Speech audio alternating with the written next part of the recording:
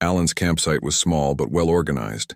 He had a one-person tent, a small fire pit, and a backpack full of supplies. It wasn't much, but it was safe, at least for now. For 3 days, Alan and Lyra stayed at the camp.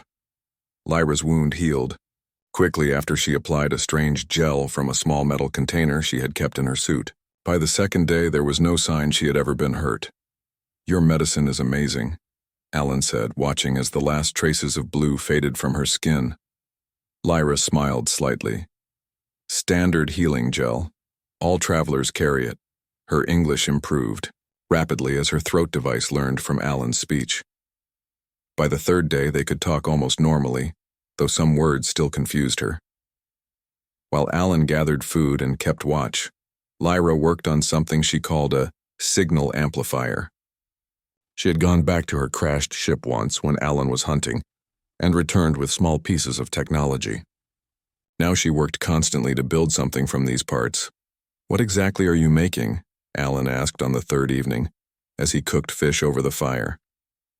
Lyra looked up from her work. Her fingers moved with incredible precision, connecting tiny wires and circuits too small for Alan to handle. "Communication device," she explained. "Must contact my people. Tell them I'm alive." "Any luck?" She shook her head, frustration clear on her alien face. "Signal too weak. Cannot reach beyond your solar system." Alan poked at the fire with a stick, thinking, "Maybe we should go to town. I have friends who might help, people who can keep secrets." Lyra's violet eyes widened with alarm. She dropped her tools. No other humans. If your leaders find me, everything will be lost." "What exactly is everything?" Alan asked, setting down the cooking fish. "You haven't told me much about why you're here, or why those ships attacked. I saved your life. I've kept your secret. Don't you think I deserve to know what's going on?" Lyra stared at him for a long time. Her silver hair moved gently, reflecting the firelight. Finally, she nodded slowly. "You are right," she said. "You deserve truth." She set aside her device and moved closer to the fire. The flames made her green skin glow even more brightly. "My name is Lyra Vexnaru," she began. "I am Queen of the Asteria Confederation." Alan nearly dropped his coffee cup. "Queen? Like royalty?" "More than royalty," Lyra said. "My people rule 12 star systems in what you call the Cygnus arm of your galaxy. We have lived in peace for many centuries." "And the people who attacked you?" Lyra's face darkened. "The Korvac Empire. They have wanted our worlds for generations. My blood, my family is special. Our biology activates our defense shields. Without a member of my family present, our home planets are defenseless."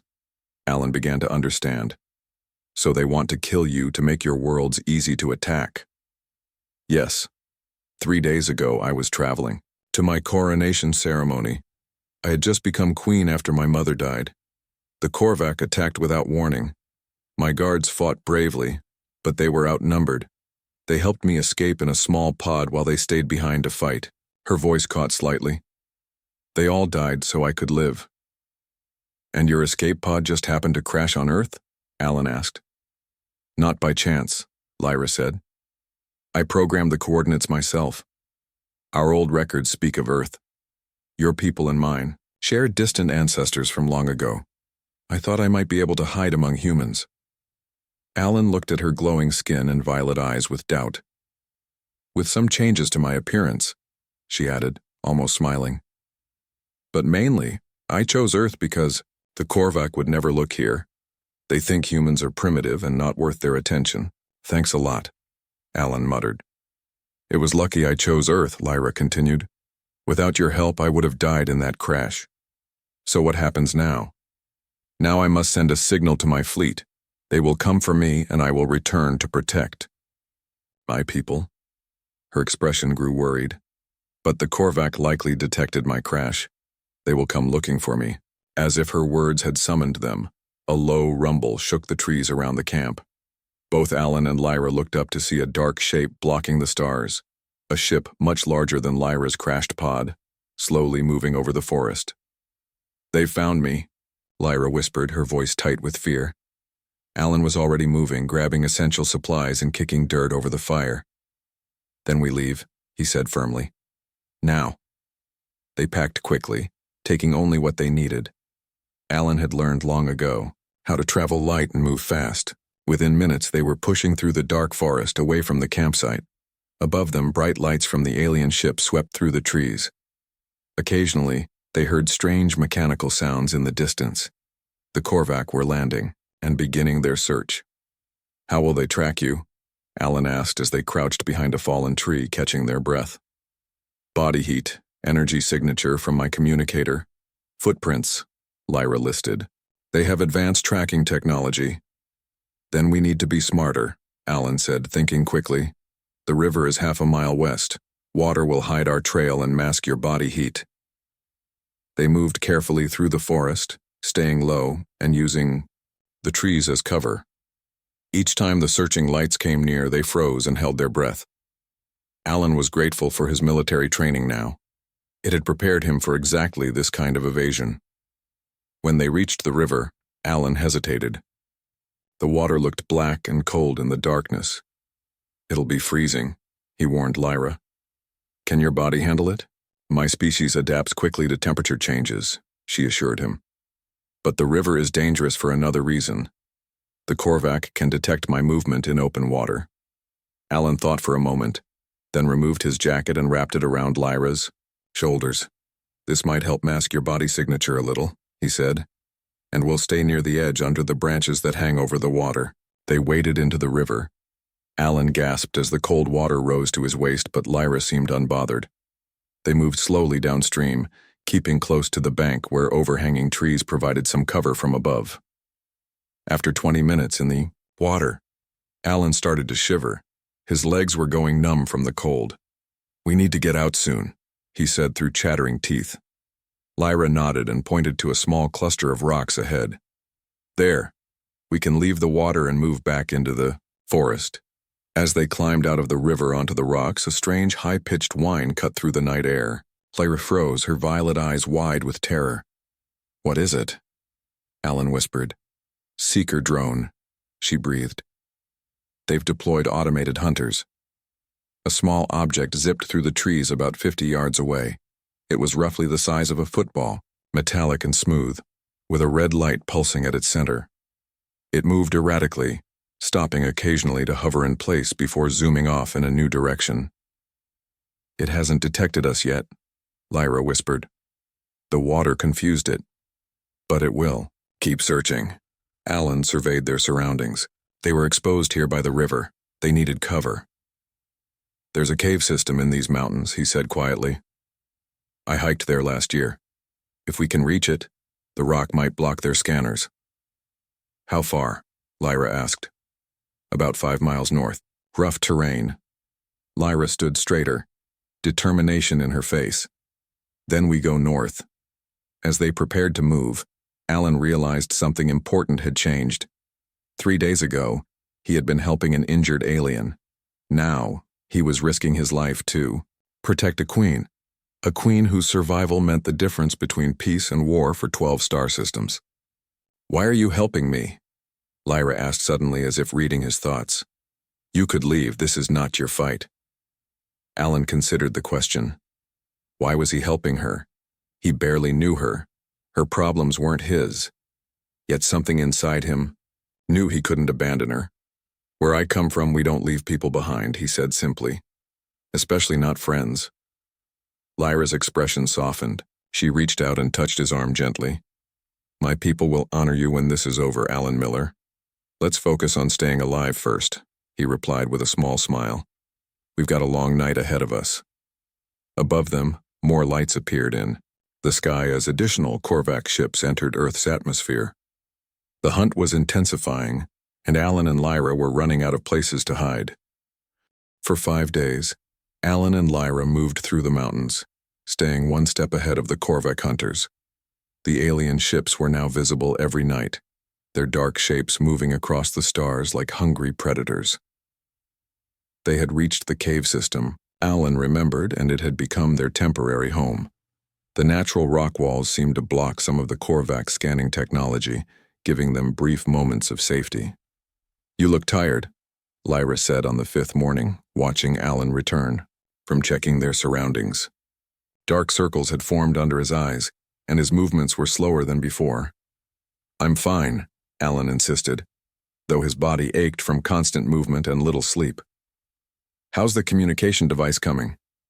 Lyra gestured to the small collection of parts spread on a flat rock. She had been working on it whenever they stopped to rest. Almost complete. But I still need more power to send a signal strong enough to reach my fleet. Alan sat down heavily on a rock. We need to find some kind of power source. There's a weather research station about 15 miles north of here. They might have equipment we could use. 15 miles through Korvac search zones, Lyra said quietly. Very dangerous. Everything's dangerous now, Alan replied with a tired smile. At least this gives us a plan. They rested for a few hours, then packed their few belongings. Alan had become an expert at hiding their traces, covering footprints, avoiding open spaces where they might be seen from above, and moving only when Korvac patrols were at their lowest. As they prepared to leave the safety of the caves, Lyra suddenly reached out and touched Alan's arm. Thank you, she said simply. For what? For everything. For saving me. For helping me. For risking your life. Her violet eyes held his gaze. Many of my own people would have abandoned a queen in such danger. Alan shrugged uncomfortably. I'm just doing what's right, Lyra smiled, a gesture she had learned from watching him. That is why humans interest my people. You can be so good without reason. Before Alan could respond, a high-pitched whine echoed through the cave entrance. Both of them froze. Seeker, Lyra whispered, her body tensing. The small drone they had avoided days earlier hovered at the cave entrance, its red light pulsing faster as it detected them. Before either could move, it emitted a piercing tone. It's calling for backup, Lyra said urgently. Alan grabbed their pack. Back exit, now. They ran deeper into the cave system, navigating by the light of Alan's flashlight. The narrow tunnels twisted and turned, occasionally opening into larger chambers before narrowing again. Behind them, they could hear the drone following, its whine bouncing off the stone walls. There! Alan pointed ahead where a faint light showed another exit from the cave. They rushed toward it, emerging onto a rocky ledge on the other side of the mountain. But their relief was short-lived. In the valley below, 4 Korvac soldiers were already moving toward the mountain, alerted by the drone. Their armor was black and angular, with glowing red lines running across the surface. Each carried a weapon that looked like a cross between a rifle and a spear. They're blocking our path, Alan said, pulling Lyra back into the shadow of the cave entrance. We need another way down. Lyra peered over the edge of the ledge. The slope there is less steep. We could descend there and circle around them. It was risky, but they had no choice. They began carefully climbing down the rocky slope, using trees and bushes for handholds. The loose rocks made the descent treacherous, and several times they nearly lost their footing. When they were halfway down, disaster struck. A rock came loose under Alan's boot, causing a small avalanche of stones that clattered loudly down the mountainside. The noise immediately drew the attention of the Korvac soldiers. Run! Alan shouted, abandoning caution. They slid and scrambled down the remaining slope as energy blasts from the Korvac weapons hit the rocks around them, sending up sprays of dust and stone. At the bottom, they plunged into the thick forest. Alan led the way, zigzagging between trees to make them harder targets. Lyra kept pace easily, her light body allowing her to move quickly despite Earth's stronger gravity. The forest ended abruptly at the edge of a wide, fast-flowing river, much larger than the one they had crossed days earlier. The water churned over rocks, creating white foam and spray. We have to cross, Alan said, looking back at the approaching soldiers. Can you swim? Yes. But that water, Lyra looked doubtful. No choice. Stay close to me. They waded in together. The current was stronger than Alan expected, pulling at his legs as the water quickly rose to his chest. Beside him, Lyra struggled to keep her footing, the water already reaching her neck. Hold on to me, Alan shouted over the roar of the river, He wrapped an arm around her waist as they pushed deeper. Soon they were swimming, fighting against the current that tried to push them downstream. Energy blasts from the Korvac weapons hit the water around them, creating hissing clouds of steam wherever they struck. Halfway across, Alan felt Lyra being pulled from his grip. "Alan!" she cried as the current caught her. Without hesitation, he dove after her, swimming hard against the flow. He caught her arm and pulled her close again, using all his strength to continue toward the far shore. When they finally dragged themselves out of the water, the Korvac soldiers had reached the opposite bank. One of them raised its weapon, taking careful aim at Lyra. Alan threw himself in front of her as the soldier fired. The energy blast hit a tree just inches from his head, setting the trunk on fire instantly. They ran again, deeper into the forest on the far side of the river. Behind them, they heard splashing. The soldiers were crossing the river in pursuit. "They're relentless," Alan gasped as they ran. "They are Korvac elites," Lyra explained between breaths. "Special hunters trained to never give up."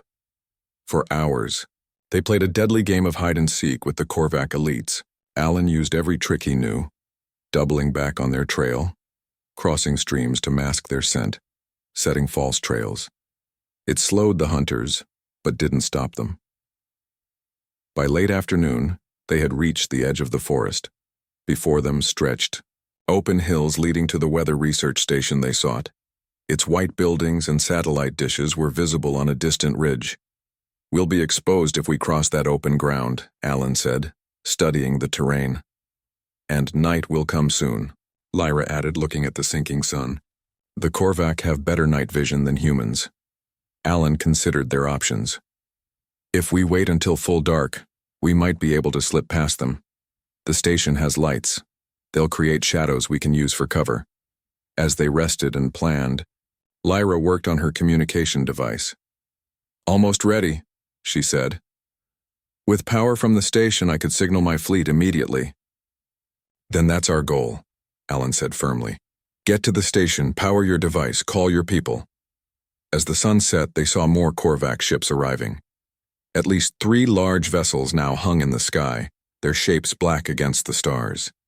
Smaller craft moved between them and the ground, bringing more hunters. "They're really determined to find you," Alan observed. "I am the last of my line," Lyra said quietly. "If I die, the Asteria Confederation falls. Billions of my people would be enslaved or killed." The weight of her words hung between them. Alan had known she was important, but hearing her speak of billions of lives depending on her survival made their situation even more urgent. As night fell completely, they prepared to make their move. But just as they were about to leave their hiding place, a familiar whine cut through the darkness. The seeker drone had found them again.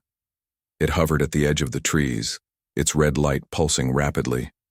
Then, instead of calling for soldiers, it did something unexpected. It shot forward directly at Lyra, extending small metal arms with sharp points. Alan reacted instantly. He swung his backpack like a club, hitting the drone hard enough to knock it off course. It crashed into a tree but quickly righted itself and came back, this time targeting Alan. "Go!" Alan shouted to Lyra. "Run for the station. I'll hold it off." "No," Lyra protested. "We stay together." But Alan was already engaging the drone, using his pack as a shield against its sharp appendages. "The mission matters more than me. Get to the station. Call your fleet." Lyra hesitated, clearly torn. Then, with a last look at Alan, she turned and sprinted toward the distant lights of the research station. Alan focused on the drone, which seemed determined to eliminate the obstacle between it and its target. Its metal arms slashed at him repeatedly, tearing his jacket and cutting his arm. "Come on, you flying trash can," Alan muttered, backing up to draw it away from Lyra's path. "Let's see what you've got." Behind him, he could hear the approaching footsteps of the Korvac elites. He was buying time for Lyra, but he was quickly running out of it himself. Captain Draz stood on the bridge of his command ship, staring at the display screen. For 6 days, his forces had been hunting the Asteria Queen on this primitive planet, and still, she eluded them. "Status report," he demanded. His scaled skin, reflecting the blue lights of the control panels. The human prisoner refuses to reveal the Queen's location, reported his second-in-command. He is surprisingly resistant to our questioning methods. Draz hissed in frustration. The human they had captured, the one protecting the Queen, had proven unexpectedly difficult to break. Despite hours of painful questioning, he had revealed nothing. "Bring him to the bridge," Draz ordered. "Perhaps seeing our power will loosen his tongue." In the detention cell deep within the ship, Alan hung from energy restraints that glowed red against his skin. His face was bruised, his clothes torn and dirty. But his eyes remained defiant as the guards removed him from the wall and dragged him toward the bridge. Alan had fought hard against the Korvac drone, but more soldiers had arrived quickly. He had managed to buy Lyra enough time to escape toward the weather station before they overwhelmed him. That was what mattered. As long as she completed her mission, his capture was worth it. The bridge of the Korvac ship was massive, with towering view screens showing the Earth below. Alan was forced to his knees before Captain Draz, whose reptilian features showed no emotion. "Human," Draz said, his translator making his voice sound metallic. "Your resistance is impressive but pointless. Tell us where the Asteria Queen is hiding, and your death will be quick." Alan looked up at the alien, Captain, and managed to smile despite his split lip. "Thanks for the offer, but I think I'll pass." Draz leaned closer. "You do not understand what is at stake. The Asterii have resources our empire needs. Their worlds will be ours, with or without your cooperation." "Seems to me they're doing fine without your help," Alan replied. "Maybe. You should find your own planets to ruin." The captain's yellow eyes narrowed. "You are either very brave or very foolish. Perhaps both." He raised a device that pulsed with dark energy. "This will extract the information directly from your mind. It is extremely painful. Few survive the process with their sanity intact." Before Draz could use the device, alarms blared throughout the ship. The bridge shook, sending several Korvac officers stumbling. "Report!" Draz shouted. "Multiple ships emerging from hyperspace," a crew member called out. "Asteria battle fleet, at least 20 vessels." Draz's scaled face showed shock for the first time. "Impossible! How did they find us?" Alan's smile widened despite his pain. "Guess her message got through."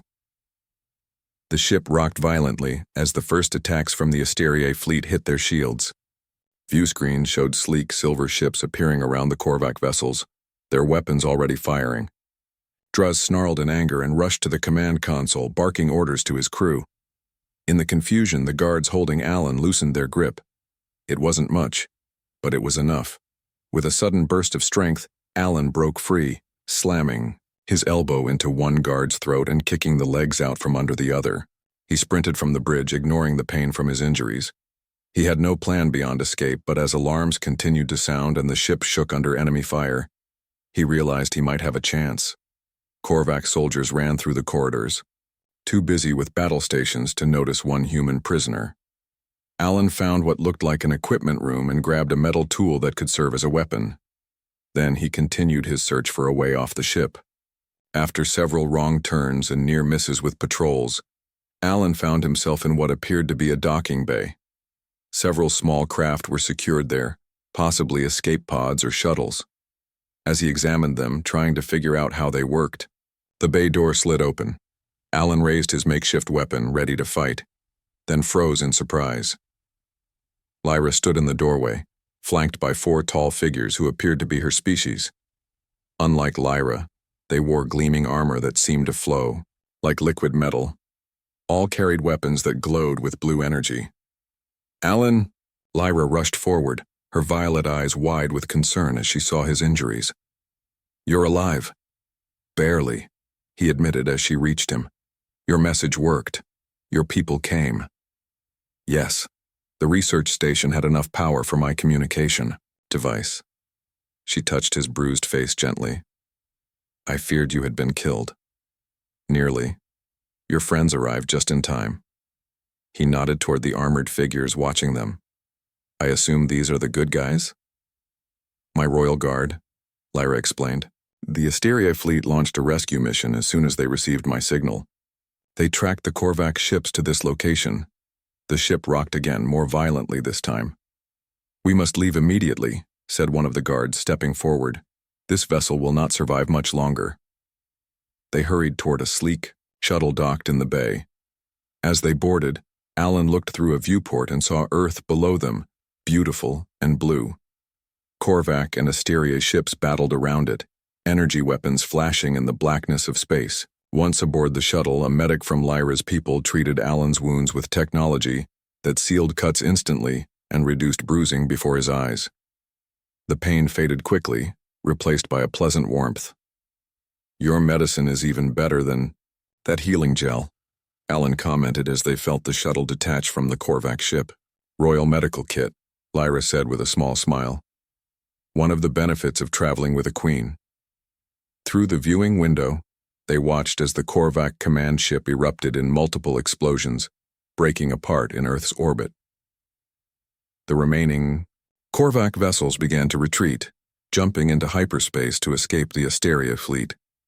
The shuttle docked with a much larger ship, Lyra's royal flagship. It was beautiful, unlike the harsh angles of the Korvac vessels.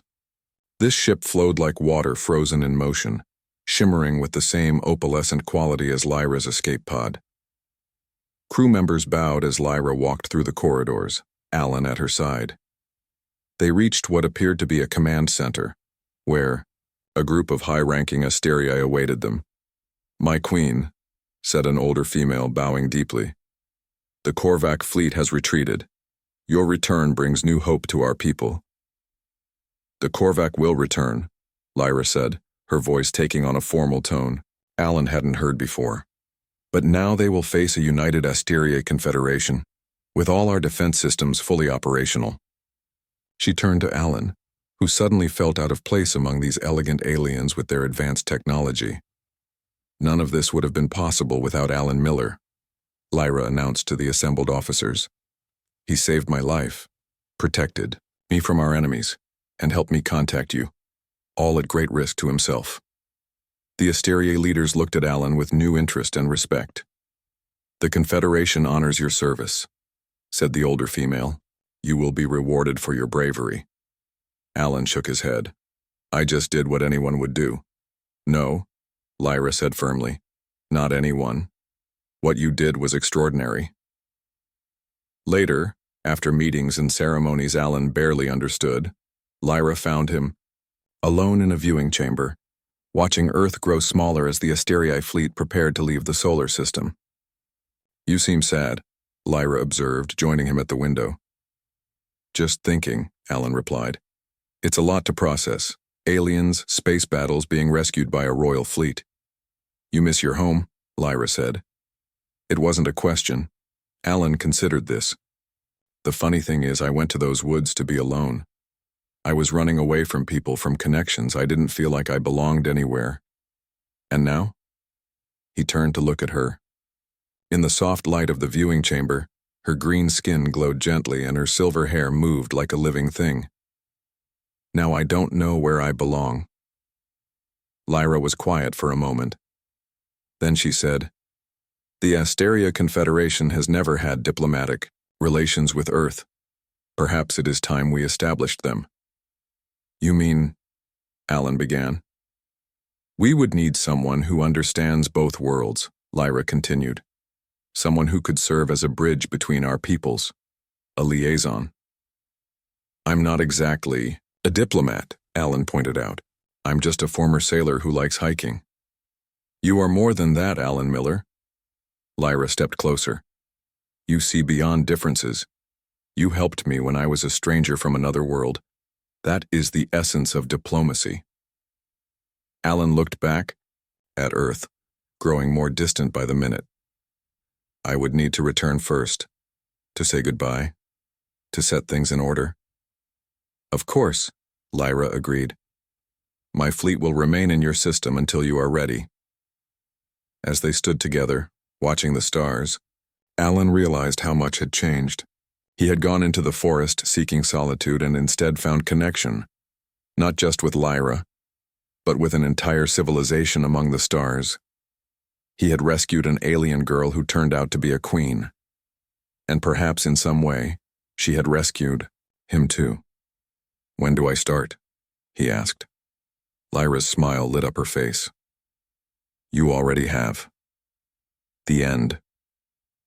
Olivia Bennett stood frozen at the viewport, her heart beating hard against her ribs. The Selnari mothership filled her vision, a massive structure of gleaming metal that looked more like a floating city than a spacecraft. Today she would become the first human to step aboard. 10 minutes to docking, announced Captain Frank Miller over the intercom. "Ambassador Bennett, please prepare for arrival." Ambassador. The title still felt strange to Olivia. 6 months ago she had been a xenobiologist working in a lab on Earth, studying samples of alien microbes. Now humanity's first contact with an advanced alien civilization rested on her shoulders. "You can do this," she whispered to herself, straightening her navy blue uniform. The small Earth insignia felt heavy on her chest. The shuttle docked with a gentle thud. Olivia took a deep breath and stepped toward the airlock. Captain Miller gave her a respectful nod. "Good luck, Ambassador. Earth is counting on you." The doors slid open with a hiss. A corridor stretched before her, the walls a strange pearly material that seemed to glow from within. 2 tall figures waited at the end. Olivia walked forward on shaky legs. The aliens, the Selnari, were even more imposing in person than in the grainy transmissions Earth had received. They stood nearly 7 feet tall, with silvery skin that caught the light like polished metal. Their faces were angular, with high cheekbones and eyes that glowed a deep violet. They had no hair, but ridges of what looked like small scales ran along their skulls. "Welcome aboard the Harmony of Stars," said the taller of the two. His voice was smooth but had a strange, echoing quality. "I am High Commander Zelorn, leader of this vessel." Olivia bowed slightly. "Thank you for your welcome, High Commander. I am Olivia Bennett, representing Earth and the human species." Zelorn's face remained expressionless. "Follow me. Your quarters have been prepared." The Selnari moved with fluid grace as he led her through a maze of corridors. The second Selnari followed behind, silently. Olivia struggled to keep up with their long strides while taking in her surroundings. The ship was beautiful but cold, all smooth surfaces and perfect symmetry, with no decoration or color. "Your species has achieved much in a short time," Zelorn said without turning to look at her, "though your technology is primitive by our standards." Olivia bit back a sharp reply. "First rule of diplomacy, never show offense." "We're eager to learn," she said instead, "and to share what we know." Zelorn made a sound that might have been a laugh. "Yes. Your data packets mentioned your species' curious nature." They reached a door that slid open at Zelorn's approach. Inside was a sparse room, with a bed, desk, and what appeared to be a bathroom area behind a divider. "These quarters should meet your biological needs," Zelorn said. "You will have today to rest. Tomorrow, negotiations begin." With that, he turned and left, the door sliding shut behind him. Olivia sank onto the bed, suddenly exhausted. "Well, that was friendly," she muttered to herself. The next morning, a silent Selnari escort led Olivia to a large room with a round table. Through a wide viewport, she could see Earth in the distance, a small blue marble. The sight made her throat tighten. Zelorn entered with 4 other Selnari. All wore similar gray uniforms with markings she couldn't read. They sat across from her, their posture perfect. "Let us begin," Zelorn said. "Your leaders have expressed interest in our propulsion technology. What does Earth offer in exchange?" The directness was jarring, but Olivia had prepared for this. She activated her tablet and displayed images of Earth's unique mineral resources, agricultural products, and cultural artifacts. For hours they talked. Or rather, Olivia talked while the Selnari asked pointed questions. By the end of the day, her voice was hoarse and her confidence shaken. The Kelnari revealed little about themselves while extracting much information about Earth. This pattern continued for 2 more days. On the 3rd morning, something changed. Zelorn arrived with only 1 other Kelnari, a female named Vex who had been introduced as their chief scientist. "Today we will discuss something different," Zelorn announced. "We wish to understand your Species social structures. Olivia perked up. This was closer to her field of expertise. We find your family units particularly inefficient, Beck said, her tone clinical. 2 adults caring for a small number of offspring, with no specialization of roles beyond basic gender divisions. Our family structures are diverse, Olivia explained. Not all follow the model you describe. Zelorn tilted his head. Yet all share a common flaw, emotional attachment that clouds rational decision-making. We don't see it as a flaw, Olivia countered. Emotional bonds strengthen our communities. Emotional bonds are primitive evolutionary holdovers, Zelorn stated. He leaned forward, his violet eyes intense. Take your maternal instincts, for example. Your females are biologically wired to care for their own offspring. This is limiting. Actually, human women and men can form parental bonds with any child, not just biological offspring, Olivia explained. We adopt children, form blended families. Yes, we have studied these anomalies, Vex interrupted. But surely you agree that a human female cannot mother a child not of her own genetic line with true effectiveness. Your biology works against you. This limits your evolutionary potential. The statement hit Olivia like a physical blow. As an adopted child herself, she knew firsthand how wrong Zelorn was. Her mother, the woman who had chosen her, loved her, raised her, had been more of a mother than anyone connected by DNA could have been. I respectfully disagree, Olivia said, keeping her voice steady despite her anger. Some of our strongest family bonds have nothing to do with genetics. Zelorn made a dismissive gesture. An interesting belief, but contrary to biological efficiency. We Kelnari have evolved beyond such limitations. Our children are raised by designated caretakers specially selected and trained for the task. The biological parents continue their specialized work without interruption. And who comforts a Selnari child when they have a nightmare? Olivia asked before she could stop herself. The room went silent. Zelorn and Vex exchanged glances. Comfort is provided when necessary for psychological development, Vex said stiffly, but not to excess as humans do. The conversation shifted to other topics after that, but Olivia could not forget the exchange. That night, alone in her quarters, she recorded a message in her personal log. Day 3 of contact.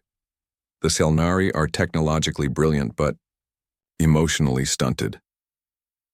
Their dismissal of human parenting bothers me more than it should. High Commander Zelorn believes a human woman cannot truly mother a non-biological child. As someone raised by an adoptive mother who loved me completely, I know he's wrong, but how do you prove love to a species that sees emotion as weakness? The next week brought a breakthrough.